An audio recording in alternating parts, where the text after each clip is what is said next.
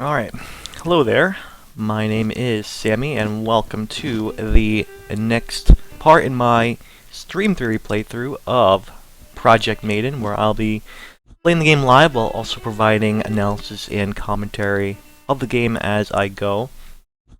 Alright, so I'm not sure how much exactly is left, but if I'm reading this right, well, there's one, for sure there's one more level of the three that you can choose to play left, but there may yet be a level after that to close out the game, so I'm not entirely sure if I'm going to be able to finish in this final stream, or if this will be the final part of the playthrough. If there are multiple levels left, then probably get another sit down with the game.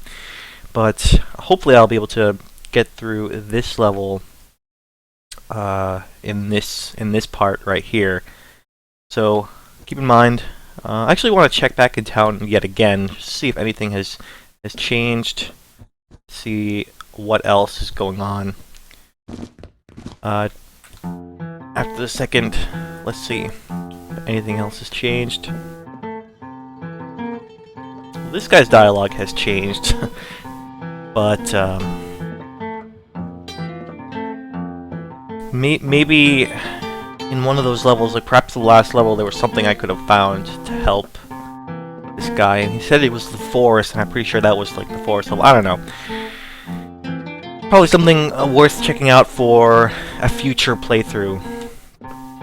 This one, to see if this potential store has any particular additional thing, but you know, for me it seems to be entirely optional, and that's totally fine. And okay, let's say, like I said, I want to check out what's going on in town, see if anything different has happened, just to see. I mean, I'm not entirely sure myself if anything has changed.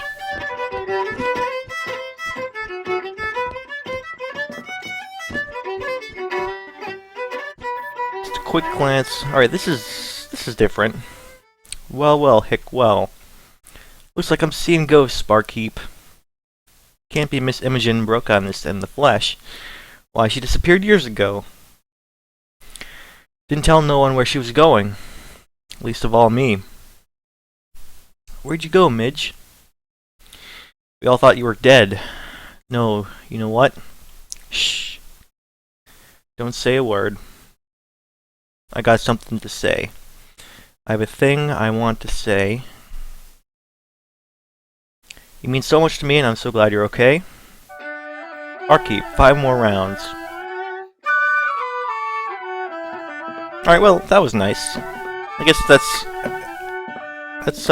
something, I guess an idea of what we were looking for, to see if anything new is happening in the town area after doing a level. And I guess that's basically something along those lines. It's kind of neat to see. Alright. See if there's anything else worth seeing. Okay, but back here. Let's see. Is the mayor back yet? No. Nope, still out. Or how about over here? Bees. I'm sure there are a lot of secrets that I'm missing. That's okay. It's my first playthrough, and I'm not necessarily out to 100% the game or anything like that. That's fine. I'm just gonna do a regular playthrough of the game. Alright, so did a quick glance in town. Did find something new that happened since the last level I played, so that's pretty cool. No new items necessarily. Maybe I was hoping to get maybe a new item or thing, discover something, but what we got was fine enough. Alright, so without further ado, I guess we're gonna go to the third level. And it's going to be interesting because now we are down to the final power, and I guess I'm going to have to just get creative about how I'm going to go about the levels, because I've been using all the powers fairly well and extensively. Next relic has got to be there. Think you can jump the gate? Maybe if we add a ramp. Yeah, see, some kind of explosive. Looks like she's wanted. These wanted posters. Anything over here? No, not necessarily. Alright, so this level is definitely going to be based around the final power that we still have. This, this, for lack of a better word, I don't know the proper name. I think all of these powers have proper names, but because the game isn't up for overtly telling you information, it's more focused on letting you figure things out by yourself. Names for these powers haven't been totally haven't been mentioned, but I guess that's not important. The important thing is about the powers themselves and whether I know how to use them. Scion seized this part of the magma years ago. They kicked people out. They walled themselves in. Wasn't pretty. Well, maybe they can barely maintain what they took. Shouldn't be too hard to sneak through. All right. Just checking out some things up here. Not sure if there's anything up here. As far as I can tell, not much. Not much going on. Also worth noting that seeing further examples of how the concurrent dialogue with the... Okay, can't reach up there. The concurrent dialogue with the interaction, the regular gameplay, for lack of a better word, is continues to be neat and interesting. I like when games do that, but also this further brings up the problem of, well, I'm busy focusing on the puzzle at hand or the interaction at hand at the time, and I'm not necessarily putting 100% of my focus on the dialogue. So sometimes I end up missing a few of those lines, but that's okay because for my purposes, I usually catch up on that stuff when I look back in the archives of the videos, so I can keep up with the story. But for a regular playthrough, there might be a problem. Tortoise Prower, shell up! Greetings, fellow guardians of justice. I am the sparky soldier of love. I am the armored shell that guards against evil. I am the tortoise. Thank justice you've arrived. Several of the mayor's cabinet members have been abducted. The Scions have locked themselves up in various buildings. I beg you, fellow warriors, aid me in my search and rescue mission. And once again, just to be clear, I'm not attempting to do any sort of voice acting here. I'm simply reading along with the dialogue to make sure I provide enough time for you guys to read. I know generally where any viewer is in terms of following along with the dialogue. And that's the purpose of reading this. Reading aloud, not necessarily act it out. Maybe one day I'll try hard the dialogue and actually act it out, but that's not my skill set here. All right, so I have an option here to engage in combat. I can probably also avoid combat altogether. But maybe I just want to see if I can pull off one of those cool elbow drops, because that's just awesome. Alright, spikes don't look so good. If I open the door here, you'll see me. Let's see, I think I can get through there, okay.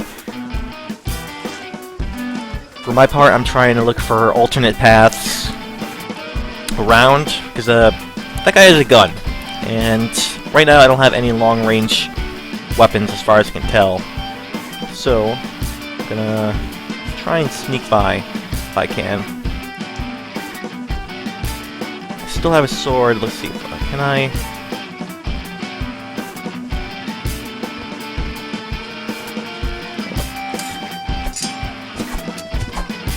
Oh boy, okay.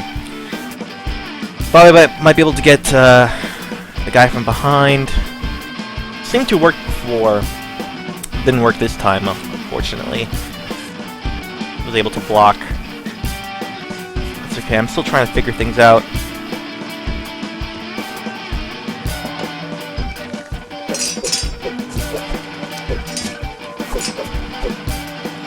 Oh boy. And he pulls out the gun as soon as he can. Great. Okay, I'm running out of swords to deal with these guys. Actually, maybe I should just leave him alone. Maybe the best thing is just take out this guy here.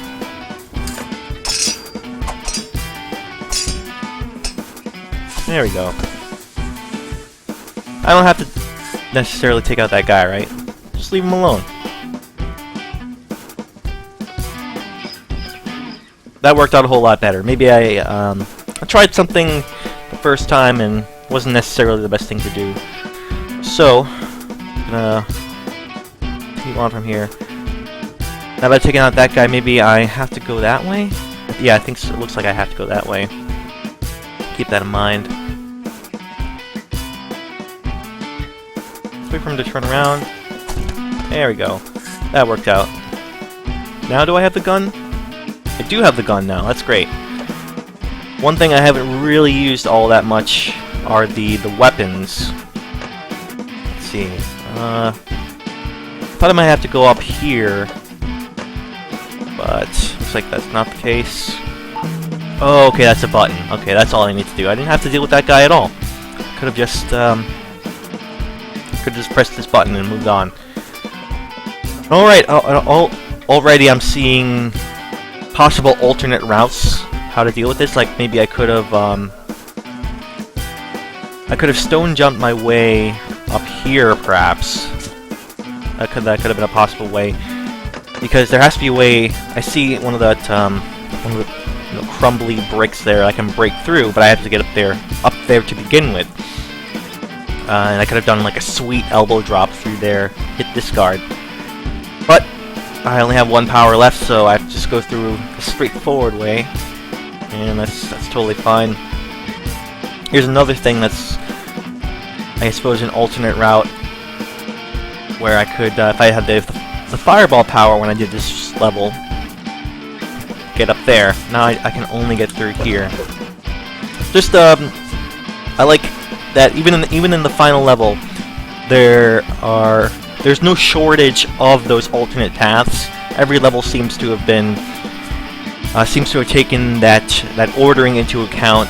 You know, assuming that you might pick this one first or last, the entire level plays differently, and I think that's important that we're seeing that consistency throughout each level, and like there isn't any single level that is left out in this, doing this less or more than the other ones. All of them seem to be doing this fairly well. All right, and that did not work out very well.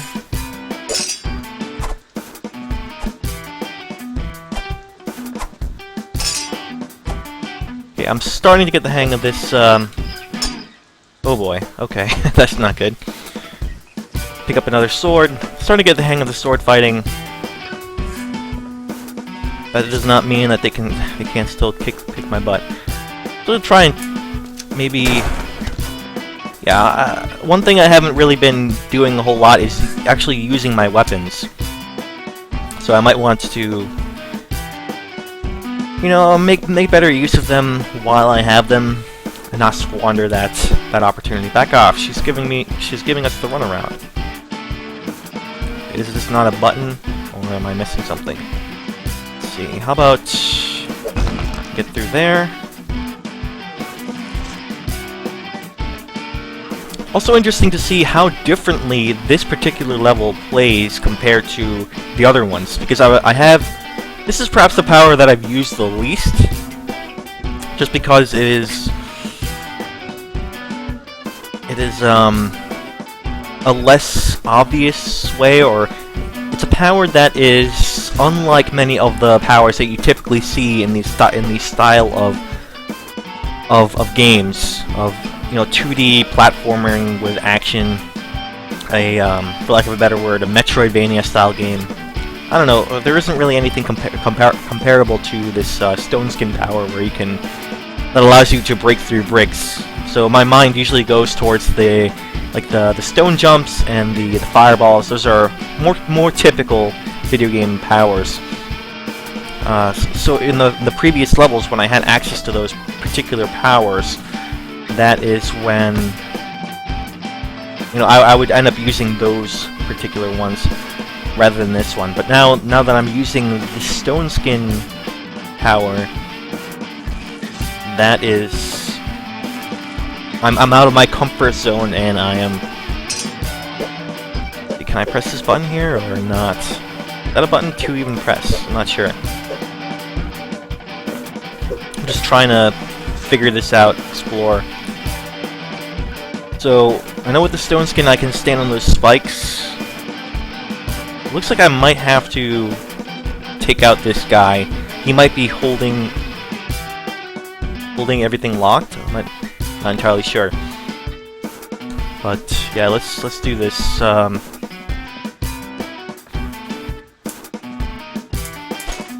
Oh boy, definitely just squandered the gun while trying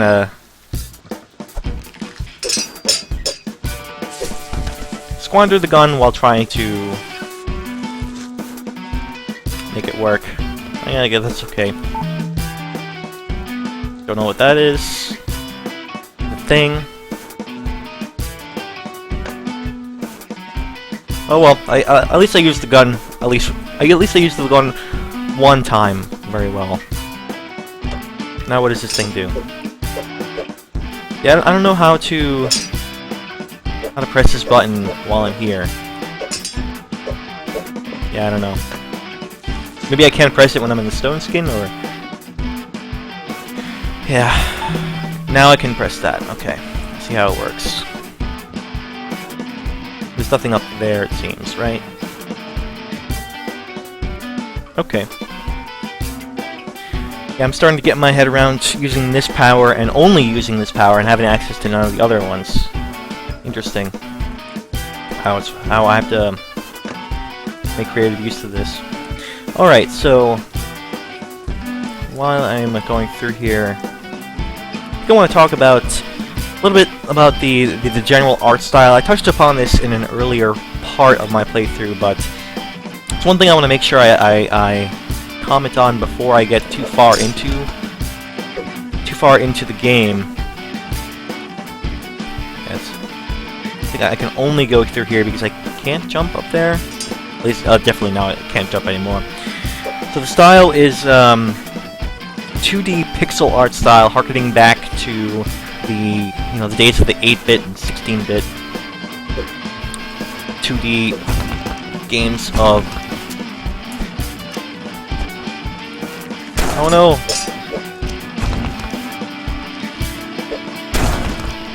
This is not looking good, not looking good at all. Alright, harkening back to the days of the 8-bit and 16-bit style of, or right, can't go through there without the stone skin. Keep that in mind. So now I can here. Alright, it's gonna be difficult to just comment on this while I am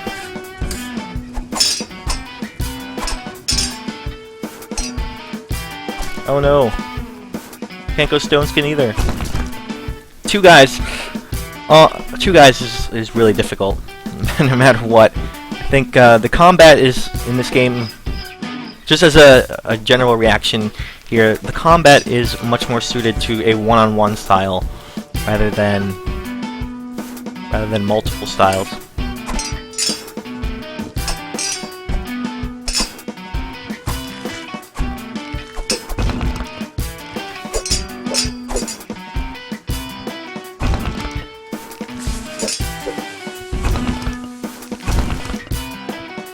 Oh no. I think in general, the sword fighting here, like as reinforced by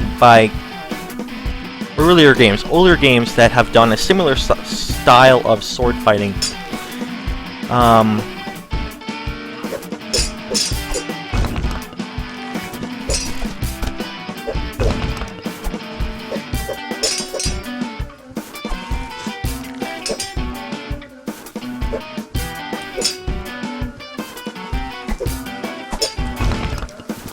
Alright, pardon me while I try and take this guy out.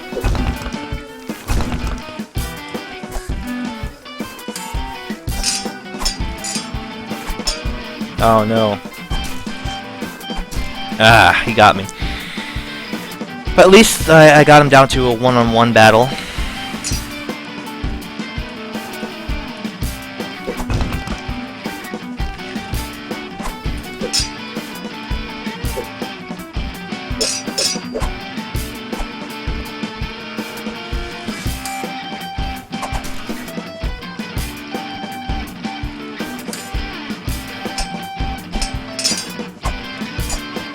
Oh no! Ah, I got him. Okay. Yeah, I'll let him go. I don't need him. I don't need to get him necessarily. Okay, so now that I've gotten through that, let's talk about the combat first. So notice that any sort of combat that's more than one-on-one is a little awkward. I feel like this style of combat with especially sword fighting in a 2D space, 2D side-scrolling space, is much more suited for a one-on-one style. I think just based on the realities of the layout of how an encounter goes. Just because I think that comes down to how enemies can overlap each other, and they can quickly gang up on you. So anything more than one-on-one becomes kind of awkward and almost overwhelming to you. So not one step closer to you, Lakos. God, it's like it's me. It's your brother. I'm aware. It's not a very good disguise. Can we talk, or are you gonna blow my head off? Depends. Will we talk about how you abandoned the Jinn? Or how you betrayed your own brother? Are you gonna talk, or are you gonna lie? I have nothing to say to you, Theo. I won't hear your lies. Not again. I have work to do. Sorry, he's family. Alright, so to quickly wrap up discussion about the combat, just compared to games that have similar sword fighting circumstances. I mean, the sword fighting systems in, say, the original Prince of Persia, the 2D side-scrolling platformer, had similar style of sword fighting. Most of those encounters were one-on-one, just because of the realities of how those encounters work. I think 2-on-1 ended up being too difficult, especially without access to any other powers. Before, when I had, say, the fireball or the stone jumps, I could weave my way around enemies and fireball them to kind of, say it was a 2-on-1 encounter, I could fireball one to turn one to stone. Again, I'm not entirely sure what that... I call it a fireball, but really it's like it's an energy projectile that turns things to stone, that turns living things to stone. So I turn one guy to stone, and the other one I can take on in a straight-up sword fight one-on-one. And I think in that manner, that might be the proper way of how to deal with enemies, especially if you are in a situation where you're fighting more than one guy. You really have to whittle them down. I don't think this game really intends you to fight, say, a 2-on-1 battle with just your sword fighting. You are meant to use your powers, and especially early on, when you have access to all your powers, you are you are much more resourceful, and you should use everything that you have. At least that's my reading of the game. So yeah, 2-on-1 or 3-on-1 battles, a little frustrating. I think that's probably meant to be the case because this forces you to use your powers very well, but later on it gets a little awkward when you don't have all those other powers. You just have one, like say the stone skin. Kind of have to get lucky or be super creative, and sometimes it's not easy to do either one. There's this gate. Can't go through here. Not sure what this is all about, but it's okay. Looks like I will have to go through here. Alright, so now, I think that generally covers my thoughts on the combat. As far as the graphical style, going back to that discussion before I face the combat, maybe I actually want to deal with this guy first before I get into that topic. Yeah, I guess. There we go, okay, dealt with the guy. As far as the combat goes... Oh, I see. That's why I couldn't get through here. That's another one of those statues that I can break only with the energy projectile that I no longer have. All right. So as far as the art style, it might look like an old style, right? But that's disingenuous to say. It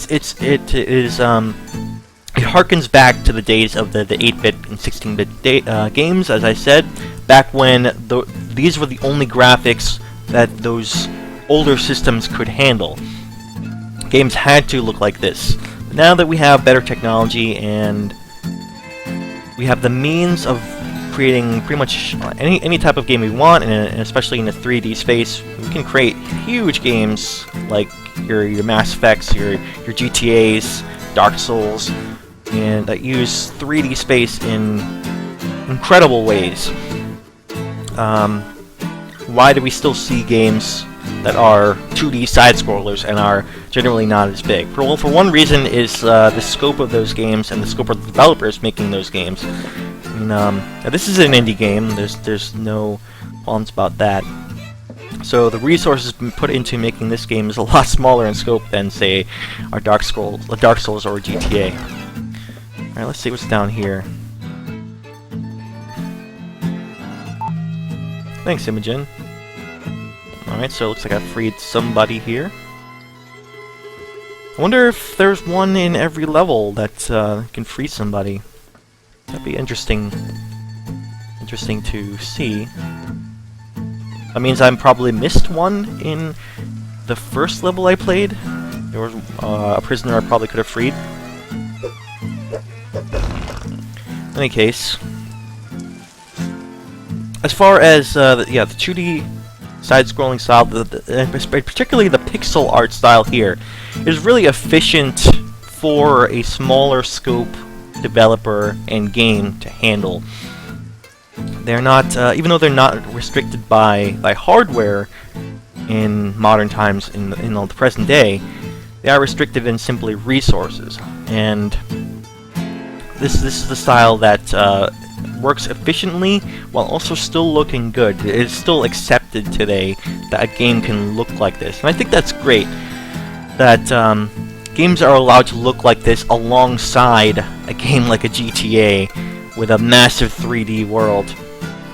That a game like Project Maiden here can stand next to a GTA, and they're both considered video games. And just because this game has a pixel art style does not mean it is outdated. It is nowadays. I mean, it reminds me of games like a Shovel Knight came out recently, or games like that. What was that? Can't quite recall the recent Metroid style game that came out. In any case, these are games that that directly, directly depend on the nostalgia of those older games and are direct references to them. Oh no, 2-on-1. Maybe I want to just run away. Okay, got one guy. Let's see if I can just,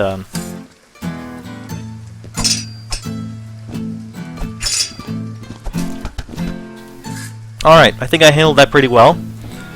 I whittled them down. I got a little bit lucky, I think, but as far as whittling them down and putting myself in a position to have a more fair fight, I think I handled that as best as I could. Alright, so... Right, Seems like... I'm trying to remember one particular game that I played, what was it called? It was released first on mobile, but it was heavily reliant on that pixel art graphical style, but in a very high definition sort of way, because it was meant to be played on a Retina iPad, which were new at the time. So it was super high res, but still pixel art. So it created this really interesting look. I can't quite remember what it was though. I want to pause and actually look that up.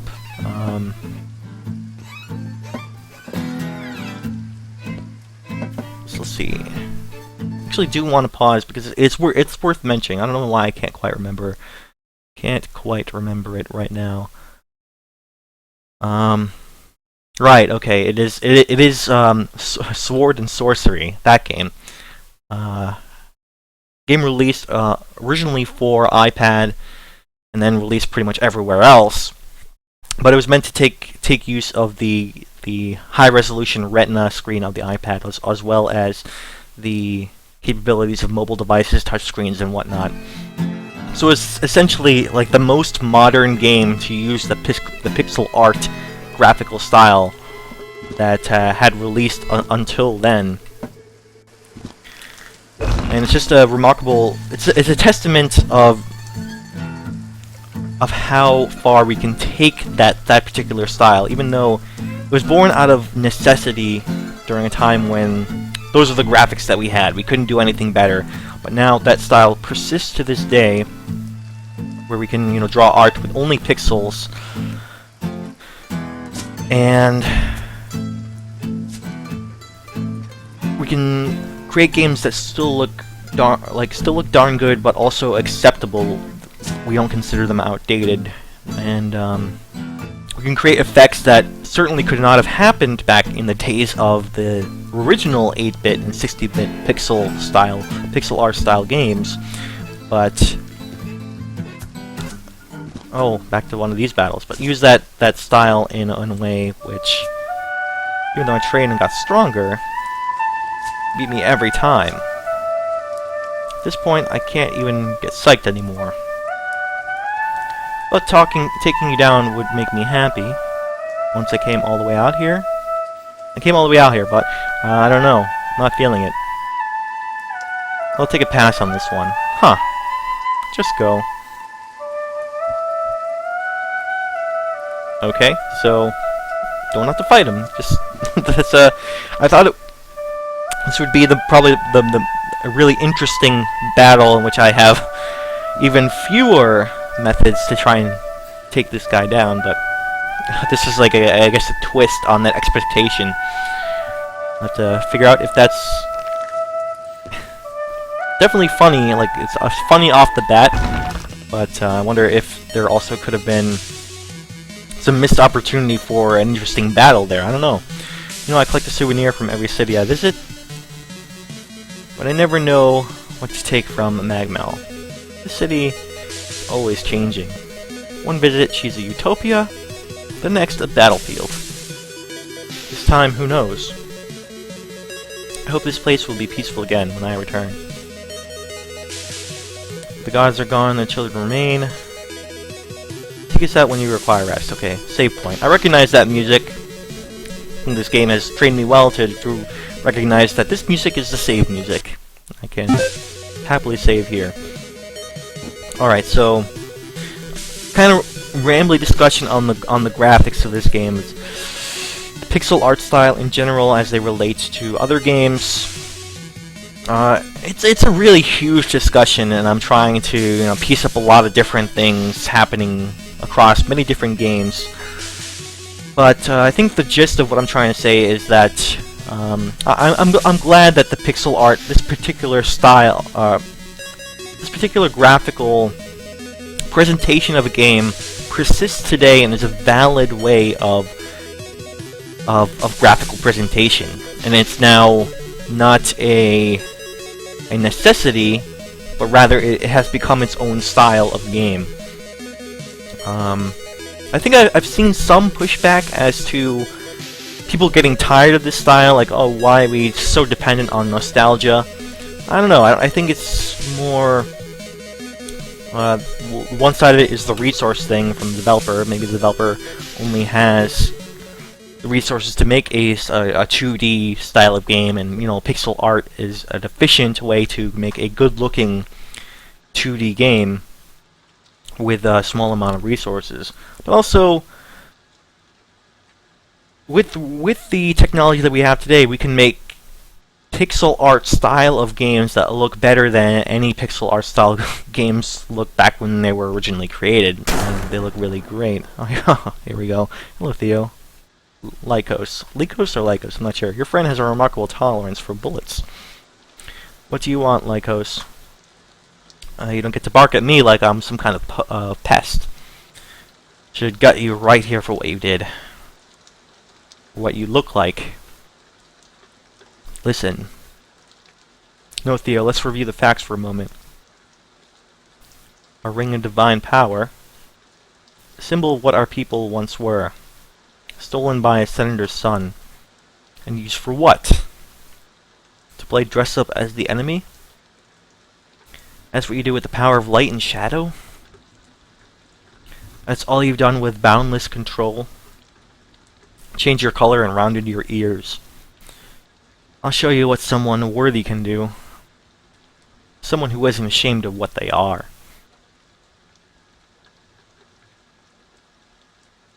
Well, this complicates matters. An understatement.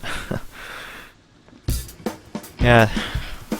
Neat stuff going on in terms of the story. I think this level has been the most interesting from a story's perspective than the other ones. Partially, actually, ironically, as much as I say I'd like the interactive way that the game lets you experience the story, with most of the time the dialogue goes on while... What's over here? Most of the time the dialogue goes on while you are doing your normal experience, your interaction. Nothing to see here. Shoo. Be gone. So even like, for example, right there, the dialogue is going on and I can still control my character and move around, interact with the world.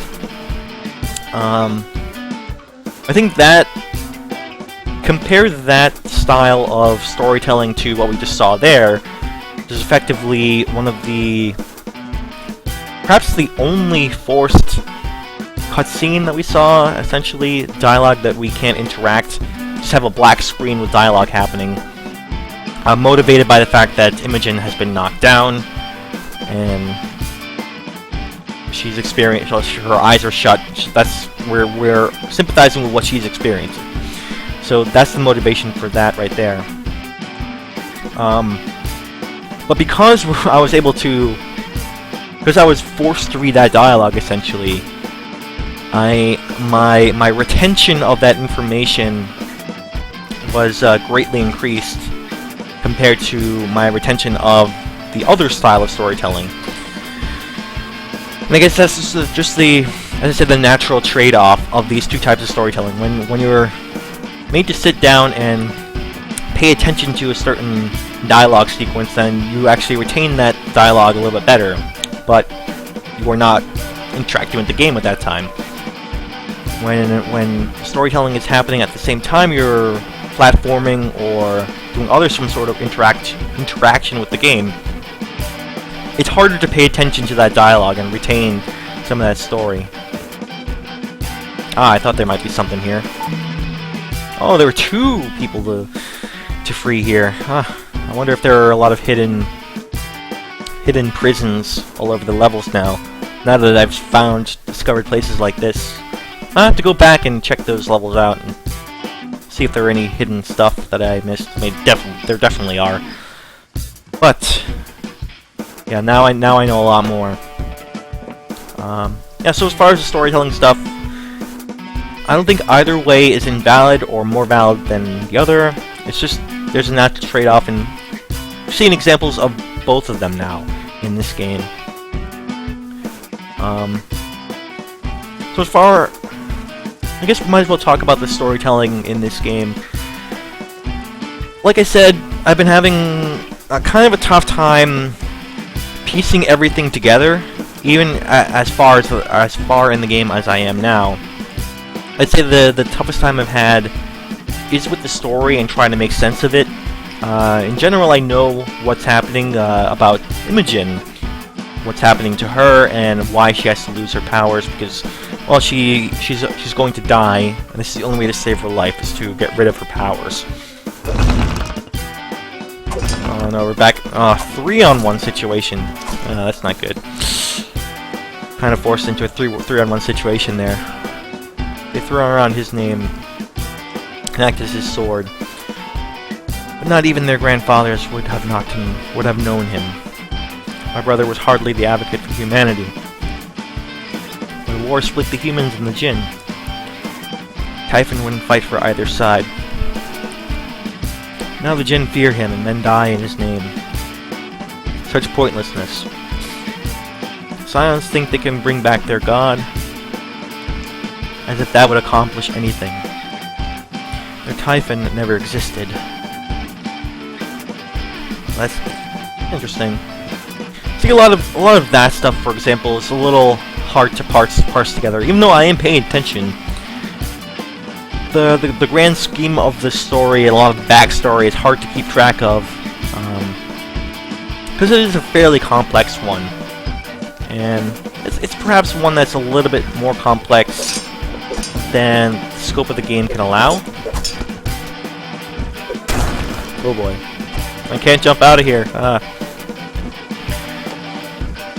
think what I'm trying to say is that this game might be a little too small in terms of overall length and levels for the type of story that it's trying to sustain. The story seems to me to be at least complex enough to the point where it is difficult to keep track of all these nuances about what's going on, the politics of the world.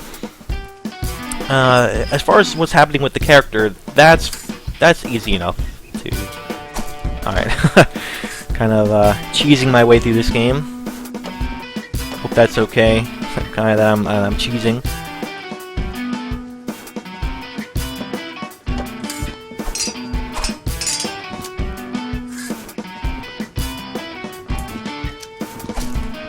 Oh no!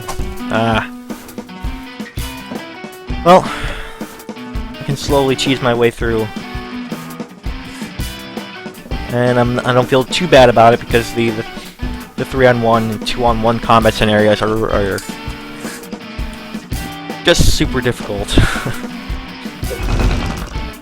Alright. So, story a little difficult to keep track of, but if I'm going to be playing the game multiple times, I'm probably going to figure it out as I play the second or even the third time through these levels. That stuff will become a little bit more clear. Oh boy.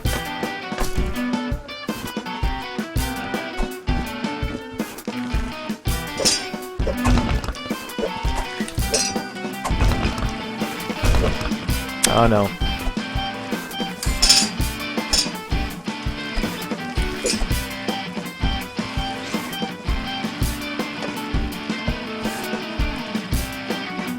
Alright, so I need to hit at least one of those switches.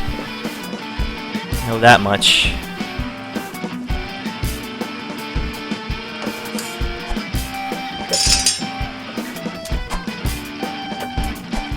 Can I hit this one? Hopefully.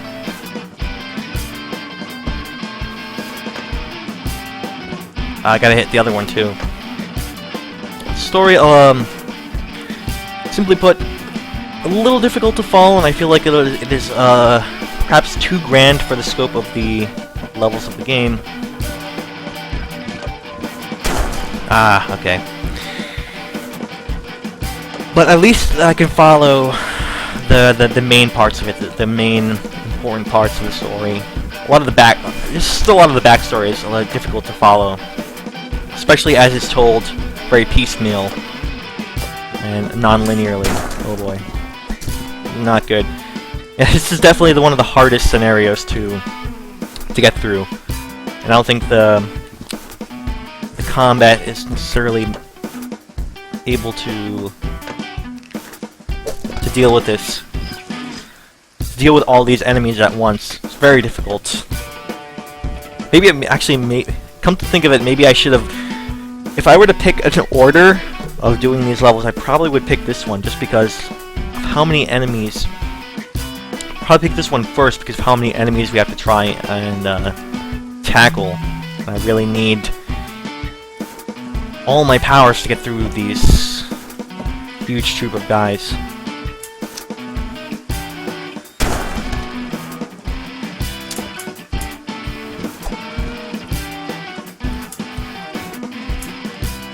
Am I out? I guess I'm out of, I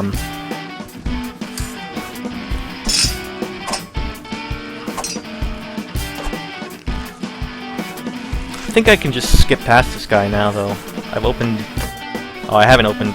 Never mind.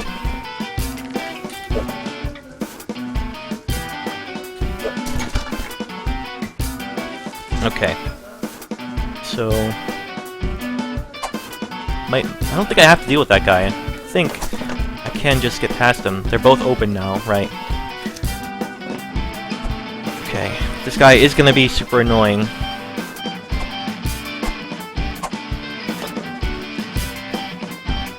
I'm gonna let him live. Man, okay, that was definitely the toughest.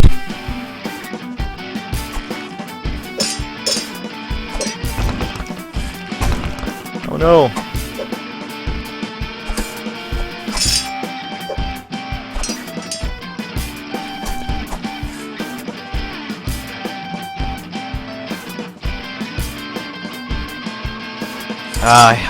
I guess I'm forced to fight these guys.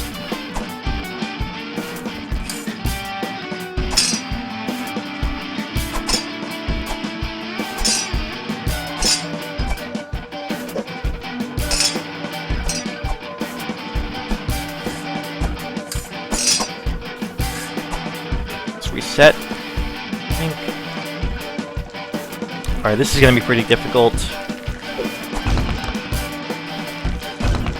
Oh no. Reset again. Alright, so, again, combat scenarios like this, very difficult. Perhaps, yeah, if I were to pick an ordering that would be different, I'd pick this one first, just so I would have had access to all my powers for these particular combat scenarios. Finding myself, as I said, any combat scenario that requires more than one fighting more than one guy, I think we really need all of our powers for to tackle them effectively. Either that or just get lucky. Like I did there.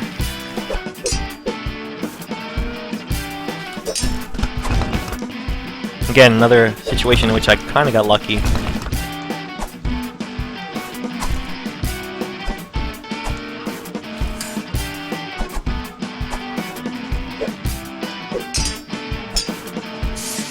Alright. In many ways, I feel like these combat situations where I have to fight more than one person at a time, I have to largely get lucky and cheese my way through them. Or at least in this last level where I don't have access to those other powers, I just have this one stone skin power.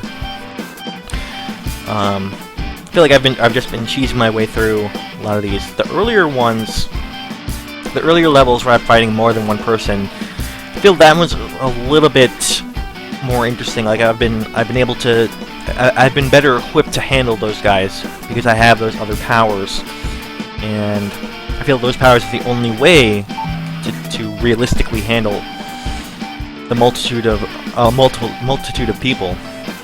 With just the sword fighting, I don't know. I don't feel equipped to take on.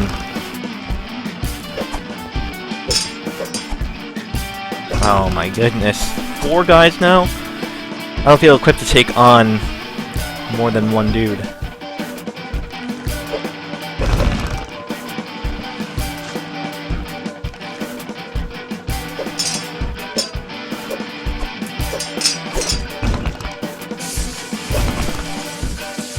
Yep. Oh boy, okay. Yeah, I'm not sure. This combat's getting a little too difficult, I think. It's unlike a lot of the earlier levels, where I think like the most we've faced are 3 guys. I wonder if that's also dependent on the ordering that you choose. That maybe might even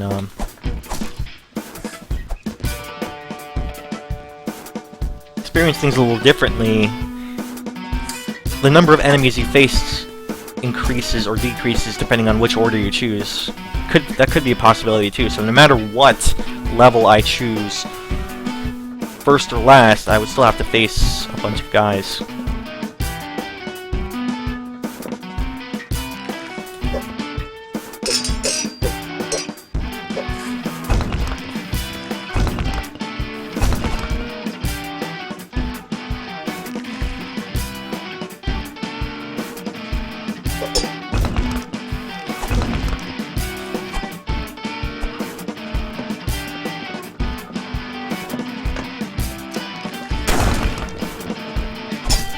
Ooh, yeah, this is definitely gonna be really tough to get through. I'm not sure if I can do it.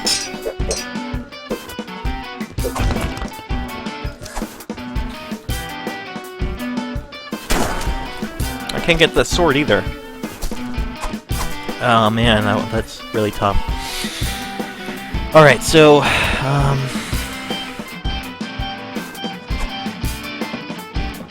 maybe I can just lure one guy at a time.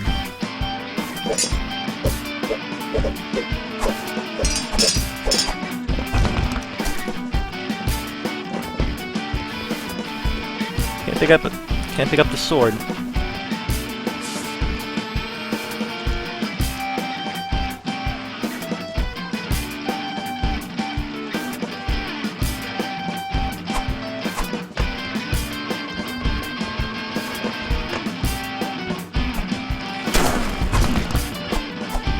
And I can't jump my way out of here. Oh no.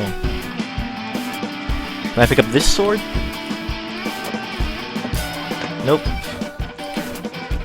Oh, the swords are... Okay, I got that one. At least there's that. Alright, so while I'm trying to desperately get through this area,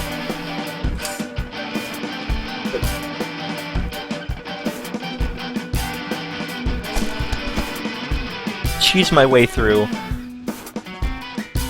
Let's see. I think I might want to... What was I discussing before I was into the combat here?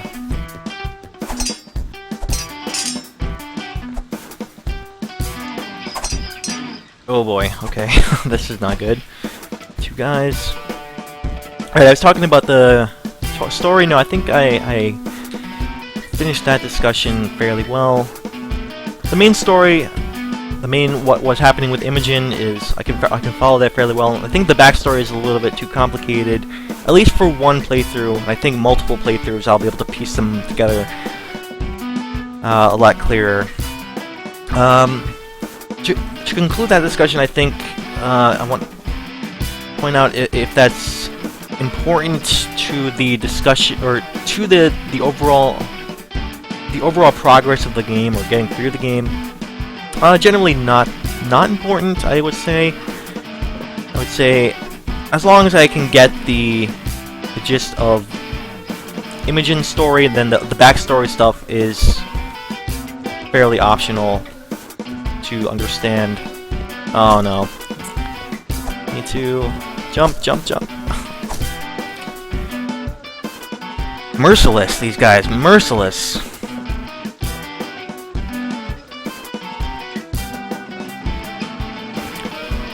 So I would say the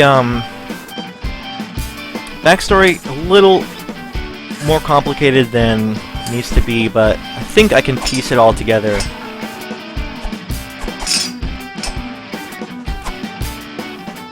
Multiple playthroughs, and it's not necessarily super necessary to understand the whole picture to complete the game, to be properly motivated for completing the game. But I think the storytelling here, the story is done well enough. It could possibly be a little bit simpler. I think perhaps the more important thing is the storytelling method. I think the game so far has been excelling most in the storytelling, the way the story is told, and telling the story in a lot of interesting ways, keeping interaction as an important factor in telling the story. So I generally like that side of it, the storytelling rather than the story. I think in many ways that is more important than making sure the story is interesting. The storytelling in a game is more important than the story itself.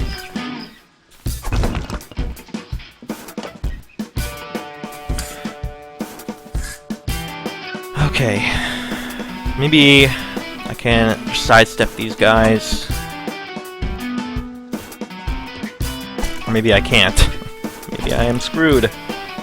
I'm only down to 2 guys now, so I should be able to handle them in theory, if I can find a sword somewhere. Or just maybe attract one dude? How about if just one dude attacked me?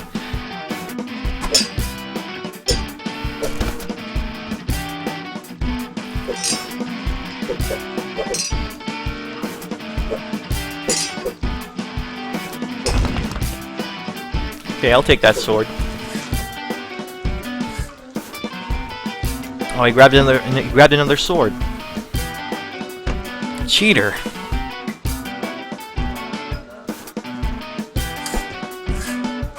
Okay, I'm gonna have to fight him then.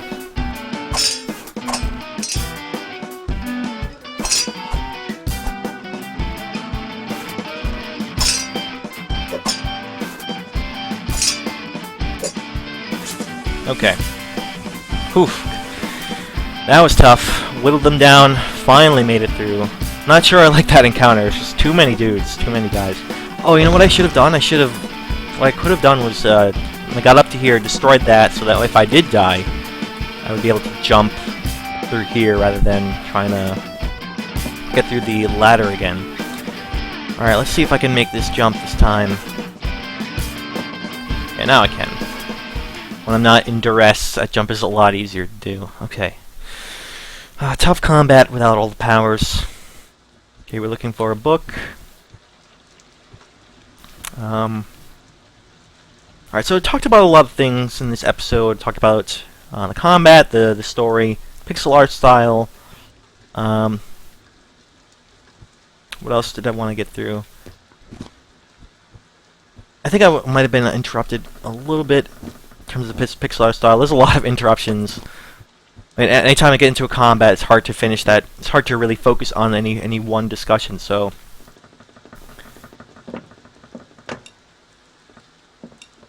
I think in general, I got through everything I needed to say about that stuff. I'm just glad we still have these pixel art style games. It is not a pure nostalgia fest. It is become a valid style to work within, and games can still look good and be accepted as quote-unquote good graphics.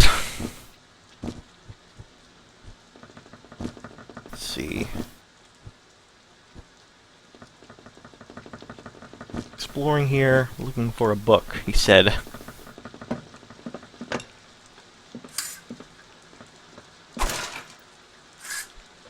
There we go. Looks like that level is completed. Alright, so let's see what happens here. I think, I'm not sure, there might have been more things I wanted to say about each of those topics, but I think in general I got through the gist, the main concepts, main things. Again, this is a live, and a lot of the discussions aren't going to be super fully realized. They're not going to be totally nuanced, as if I'm like writing an essay or a proper paper, a formal article on the topic. These are just meant to be my raw reactions, and if they have any sort of coherence, then I've achieved something in terms of my reaction to the game, discussion thereof.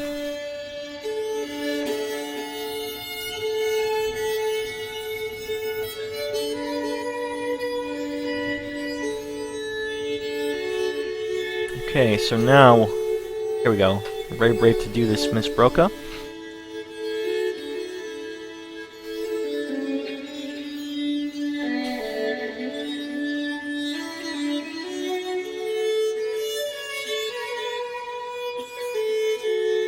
Okay, we got some dialogue to happen. Midge, you were broke. Buy us around.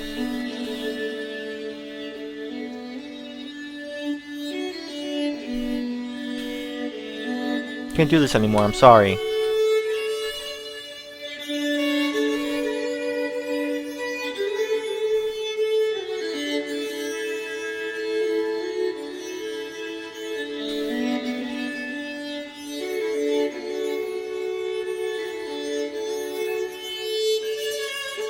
I'm not sure if I'm causing the dialogue to happen there, or if it's for the good of humanity.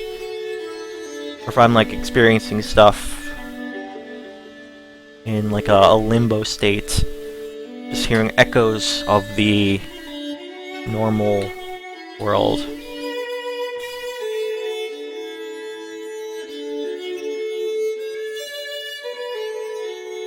Help us carry him home, he's wasted.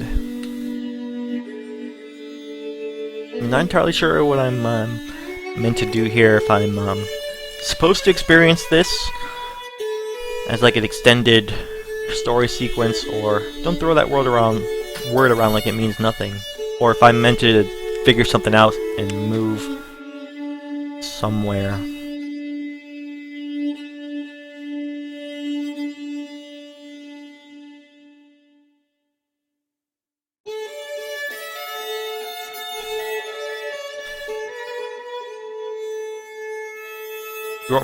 You won't remember anything when you wake up.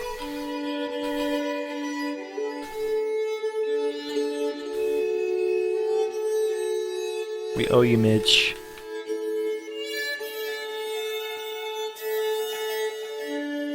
Right now I'm just doing random stuff. I'm not sure what I'm supposed to be doing. Trying to wait until something clicks. Oh, here we go. I loved you, Imogen. That's something different. Okay. Right through here. Oh, they're you know what? I'm not sure how close I am to the end of the game, but if we're getting close, I want to make sure I discuss at least one more topic. One of the things that the game sold itself on, at least in the Kickstarter, when the developer Kevin Cole was talking about things he wanted to do when making the game. He wanted to make sure he presented all of the characters in as fair representation in terms of gender and race as possible. I think he has done a fairly good job on this front. Now, yeah, look at a lot of the enemies and a lot of the random characters throughout the story. You know, they're not all the assumed default white dude. You know, there are a lot of women, a lot of people of color. I think that works very well. Now, this doesn't really come naturally into my discussion of the game, or at least live discussion, I think, because a lot of that stuff is important to the subtext of the game. And if these things were fairly obvious right up front, then they wouldn't be subtext. But they do have an impact about how you experience the game and how the story works. I have no weapons, no way of dealing with these guys. I'm just trying to figure things out. No powers.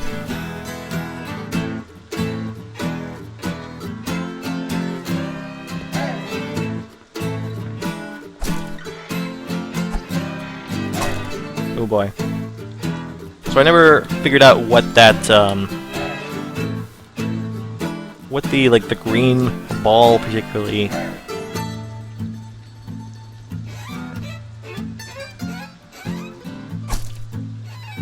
I don't think I have any way to interact with these guys. I don't know.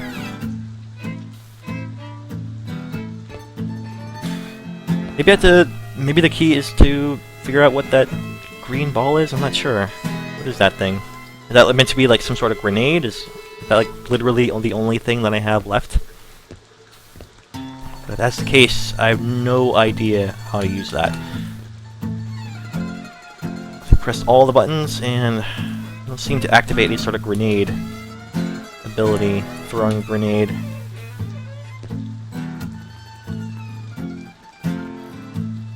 So if that's the case, I'm not sure how I can get past this. I'm supposed to just like run past everybody, or it seems like that's a bit wrong. Right, so while I'm doing this, I can talk about further about the gender and racial representation. The main thing I can just say while playing it live and without really getting too much into it, I think it requires further analysis, but it seems to do it very well, and I think represents it fairly well. I mean, the fact that you have a woman protagonist at all leaps and bounds over the standard video game out there that are just so used to using the default white male character. But it follows through by having all of the characters be representing a wide variety of race and gender. So from the perspective of a live playthrough, as you're playing it, that's about the extent of it as what I can analyze. Probably delve into it deeper. I'm just glad that it's able to do that. But as far as like things that are in the subtext, analyzing the importance thereof, I think will require further reading outside of playing the game. And it's nevertheless important, even if that's the case. Maybe I do have to think outside. Am I supposed to get around here? Yeah, nothing I can jump up on, even though it kind of looks like I can. Definitely can't hit that guy, I don't think.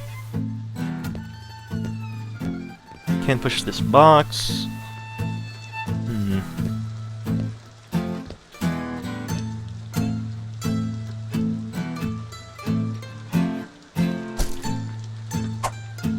Man. And on top of that, it's a 2-on-1 situation.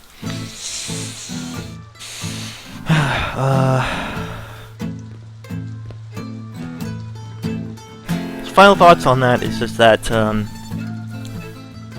from what I know about the Kickstarter and the developer's intentions, he set out to do that and he accomplished the goal.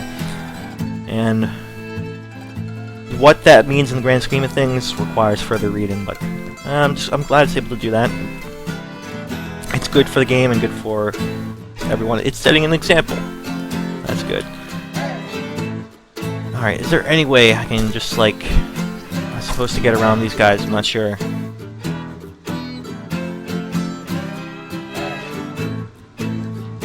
Might want to actually consider this a different level. Because I finished that one, the main level there, with the final power. Finished that, and this is like this is a level after that when I have no powers left. So I think I actually do have to wind down the stream on this note. I'll be able to figure this out later. Think about it a little bit more. Right now, I think it requires too much brain power to get past. So I will end it here. I think, yeah, there is more game to go. Won't quite need to get into concluding thoughts yet, but hopefully the things I discussed were interesting enough and coherent enough to make sense, especially in the context of what's happening on screen. Again, these are live reactions, and they aren't meant to be anything more than that. If I create anything coherent out of it, I am always trying to do that. Talk about distinct topics and reacting to what I see. Doing the best I can on that front. But yeah, this is meant to be a live show, and I'm meant to be me reacting live to what I'm seeing as I play it, especially for the first time. As I'm playing it for the first time, interesting to see my first impressions. So, on that note, I think I'll sign off for now and continue the last part of the game in the next stream. Perfect time to feature that stuff next time I sit down here. So, with that, I will just say thank you very much for watching. You can catch up on the stream by watching the archives over on my YouTube channel, which is youtube.com/YamsterSam. You can also follow me on Twitter @YamsterSam, and of course you can watch me live. If you happen to be watching me on YouTube and you want to watch me live, you can watch me over at twitch.tv/YamsterSam. Alright, so with that, I will see you next time. Later.